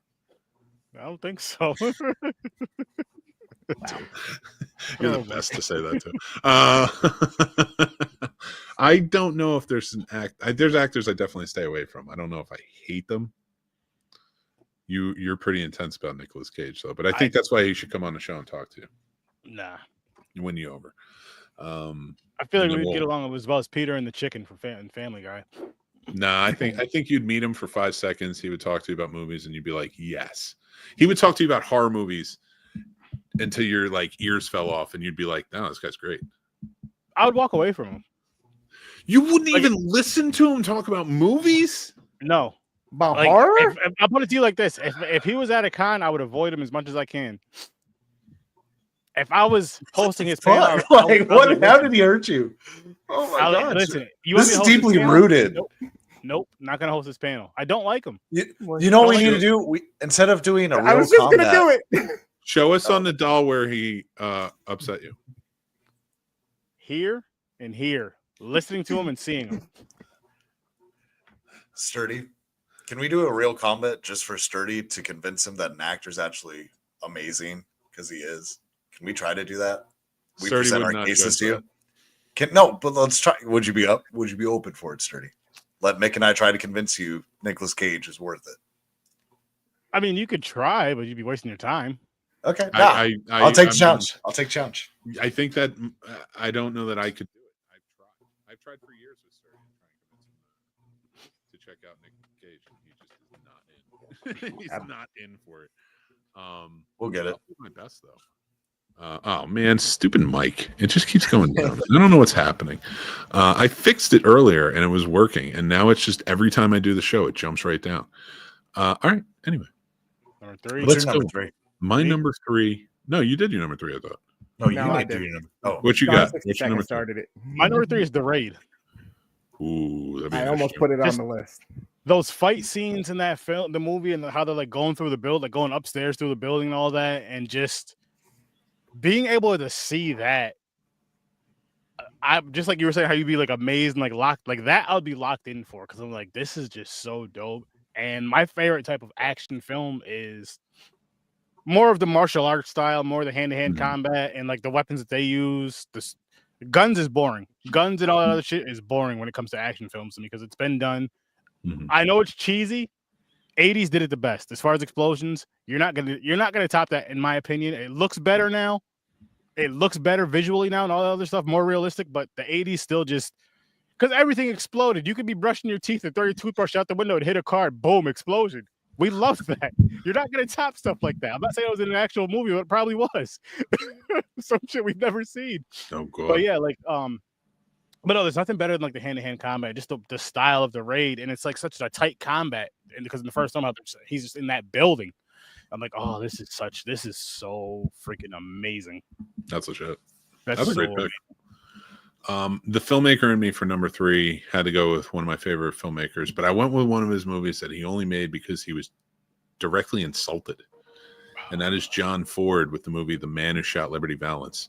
I've never seen Somebody had said, I forget who it was, John Ford is nothing without his sweeping landscapes, because he was always known for these huge sweeping landscapes out in the West. And so he made The Man Who Shot Liberty Valance on sets to show that he could still make one of the best movies ever made, but all on sets. And I would love to see that man direct people in a setting like that, where it's so condensed. Because back in the day, like you watch The Searchers or any of his other ones, it's so broad. You're out in the desert. You're working with a lot of actors. This was really contained. So as a filmmaker, my next few choices are definitely going to be filmmaker centric, like what I'd want to learn. Actually, they all kind of are, but that is definitely something I would want to pick up. Like, because for the same reasons I want to see the cinematography in Citizen Kane, or how one of my favorite movies and a movie that inspired me to make movies is made. This one is more so to see direction at work among some of the greatest actors like Jimmy Stewart, Lee Marvin, John Wayne, like all of them. But yeah, that's my number 3. Let's go on to number 2, finish it out. Or a couple more to finish it out. Paul, what you got for number 2? My number 2 is going to be the 1959 Ben-Hur. Nice. That's a good one. Good choice. Good choice. Love to be there and see that, even though unfortunately that gentleman died, but I still think it'd be beautiful to be out there and just see how they shot all that and making that whole set. Yeah. It's gorgeous. Set alone, sure. Oh, so good. Great pick. Chris, what you got for number 2? Okay. Since I'm a card guy, here I go again. I can't not say this one. The Fast and the Furious, the original one, the first one. Not in the 1960s or whatever it was. I know, Paul, you're mad, but hear me out, man. Hear me out. He left. He's gone. You got rid of him. You can tell me. Damn, that movie came out. That movie came out just as I was getting into cars. It was like a year or two after I started getting into cars, and it changed my life. I went from reading car magazines, and then I literally started buying like textbooks that online from colleges to start reading how to work on cars, and then I ended up going to school for it and everything. So for me to be on set with all of those iconic cars that were done up from that era and the way they used to do it with all the modifications, the sound systems, the women, the shows, like times were different. And to be in LA for that, man, oh man, I would have been one happy mother foe. Let me tell you. How many DVD players do you think you would have stolen off the back of that truck? They wouldn't. No, I would have stole all the trucks, not just the DVD players. You know what I mean? So you were a character in it. You had your own car. You were helping them. Pretty much. You were the family. I was part of the family. Part of the family. Oh my God, I love it. I'm sorry, Paul. I know you don't respect me as much, but that's okay. No, listen, Paul would be there too. I listen and I don't judge. If we were Fast and the Furious right now, we were our own little cast of our own Fast and Furious. You guys would be Ludacris and I'd be the car. I'm going to have all of you ride me. Who's Baby's boy? What's his name again? What's Baby's boy's name again? See, you don't know because the movie was trash. That's why. Tyrese. Dude, in fairness, 25 years ago, I would have known Tyrese's name because he was in every goddamn music video. Yeah. He's showing up in every movie. And he was in some good ones. But I only see him in the Fast and the Furious now. So I'm sorry if I can't remember. And that was the second one. I said the original, the first, okay? I want to take it back to Busta. Oh, yeah, he wasn't in the first one. No, I want to take it back to Leon, Letty, fucking Jesse. You know, I want to take it back to that. Take it back. I want to watch Brian O'Connell eat his tuna sandwich. Oh, boy. I want to see him beat the Ferrari. There's so many great car movies too. Sturdy, what do you got for me? What's your number 2? I changed this about 5 times, but Batman Returns. Ooh, nice. Big one. It's interesting. It's my favorite Batman. Well, actually, 89 Returns are damn near neck and neck, but it's my favorite Batman movie. I love that freaking movie, and it's just, I mean, it'd be a dope setting. I love the darkness of it. I wish Tim Burton could have had his say for more Batman movies back in that time, but You know, they got to with the kids' toys, McDonald's, which I still think was just a bad idea. But you know, because you see the next one was, but Batman Returns was just phenomenal. In my opinion, and just to be on that set, like, oh my god, so iconic. You have freaking Michelle Pfeiffer, you have Danny DeVito, of course, Keaton, and just one of the greatest Bond villains of all time. What's his name? Christopher Walken. Christopher Walken, playing another villain, playing just as much of a maniacal villain, in my opinion. Kicked her out the damn window. He was like, so crazy. Yo, between him and Black Dynamite, get out of here, bitch.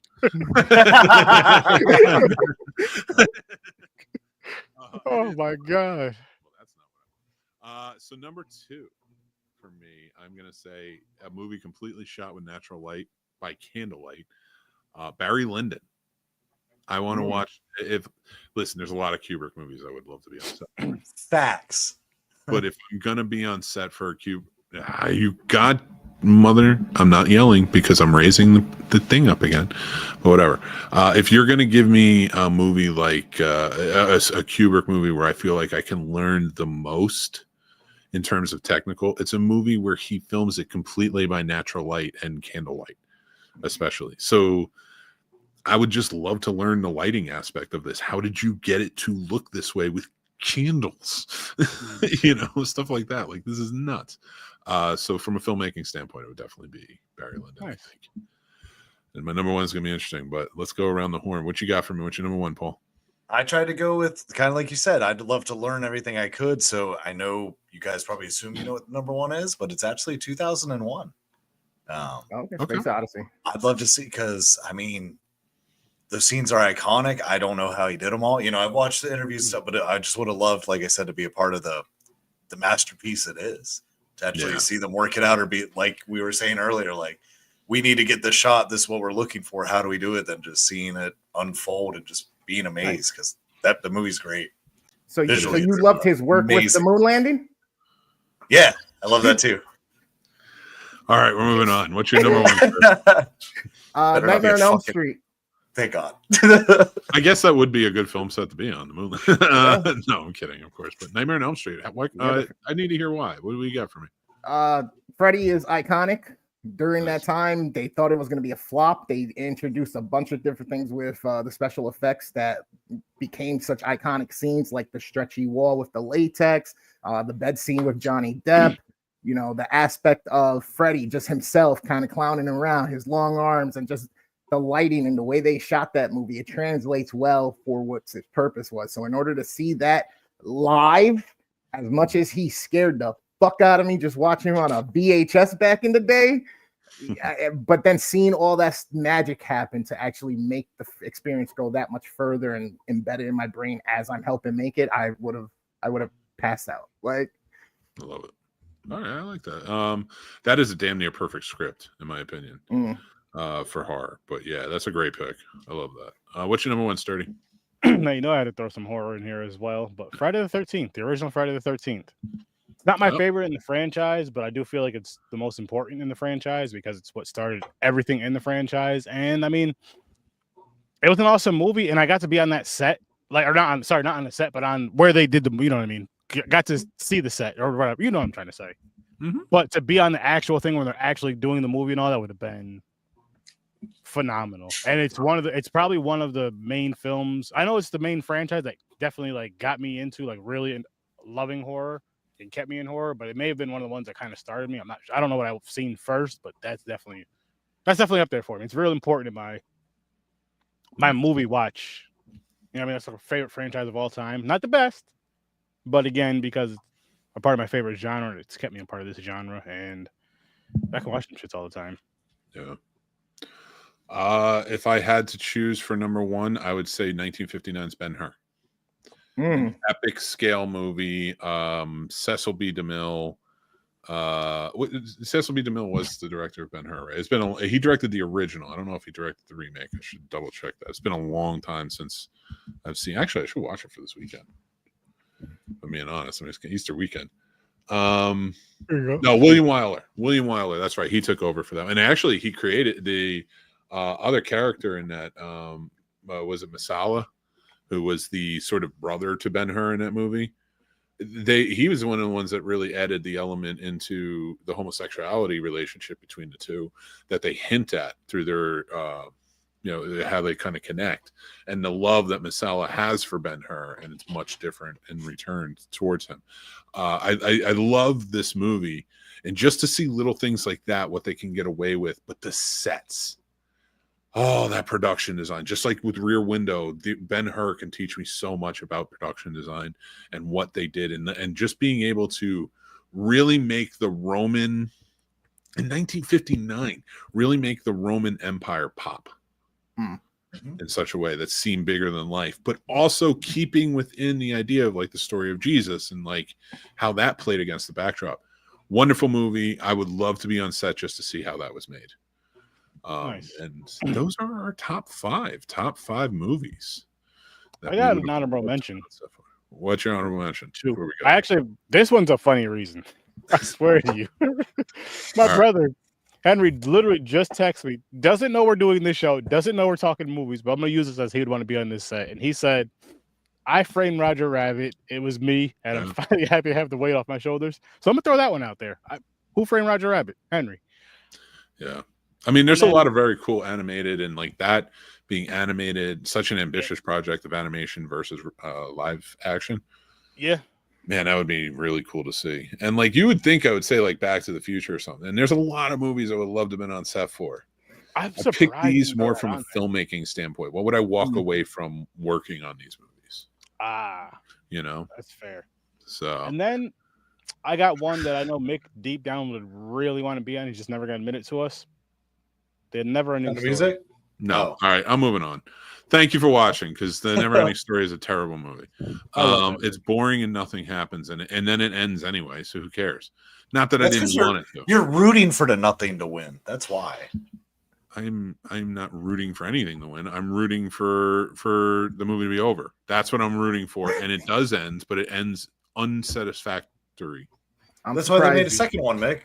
I'm surprised the Sound of Music didn't make your list. Why would I want to be on that shit show of a movie?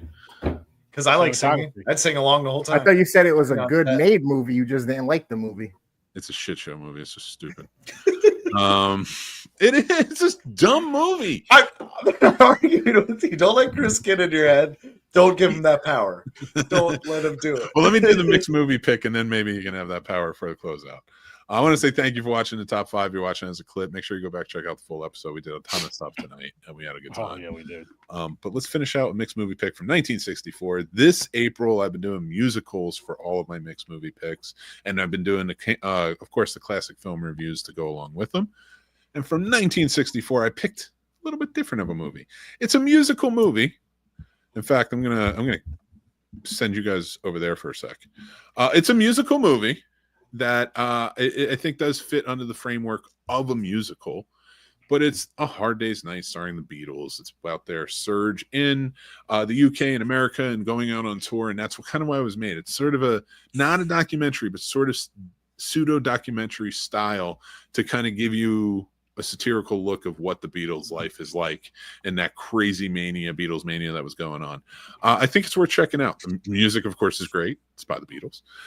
It's a fun, very anecdotal type of comedy in the movie and stuff like that. I think you could really enjoy it, though. It's shooting is very interesting in this movie because it's in early days of musical documentary, and this was taken from quite a bit going forward in musical documentaries.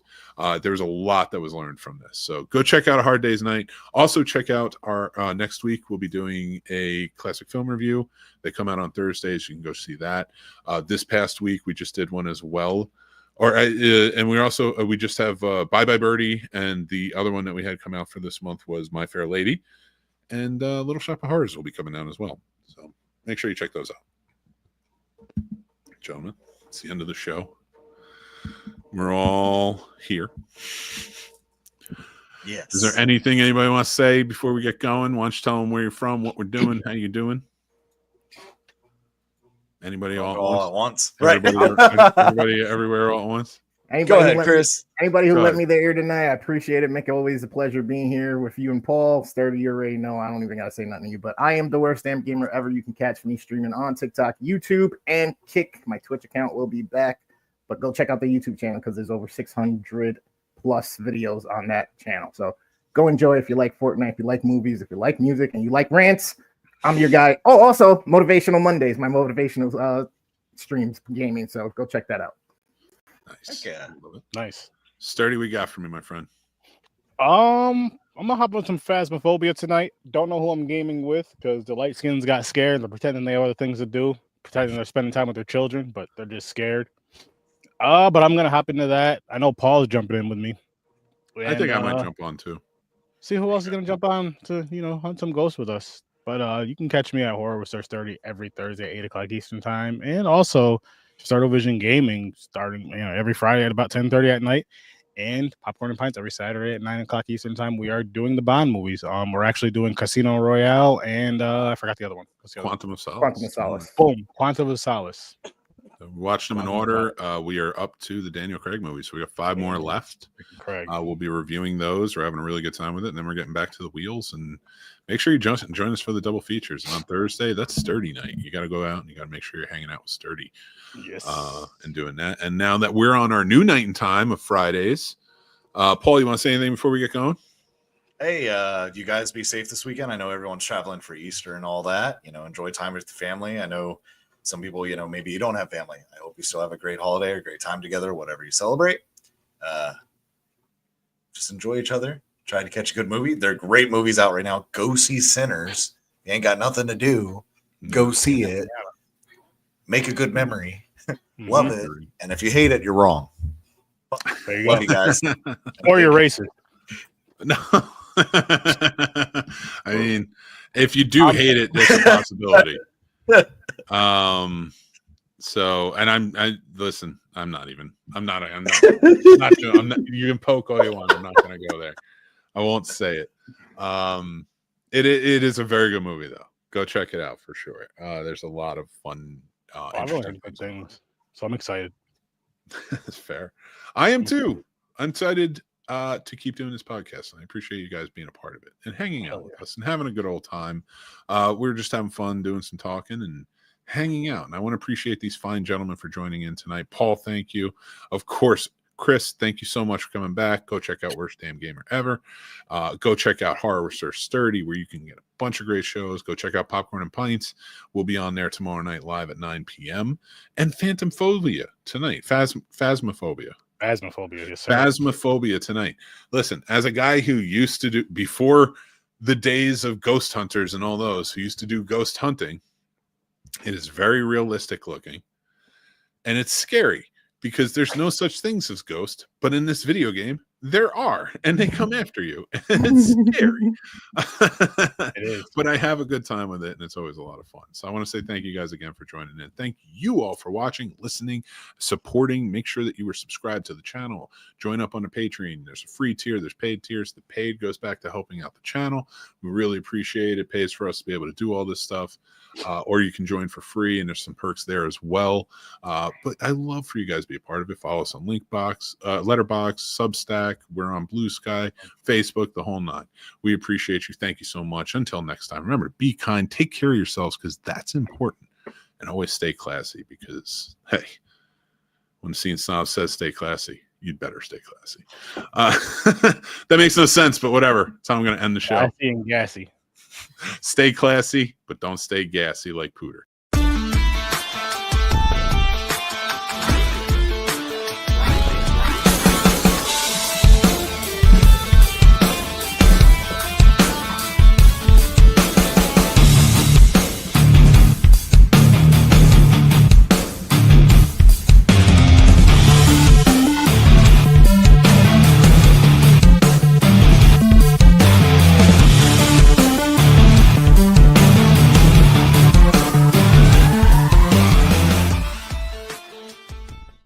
Get out of here.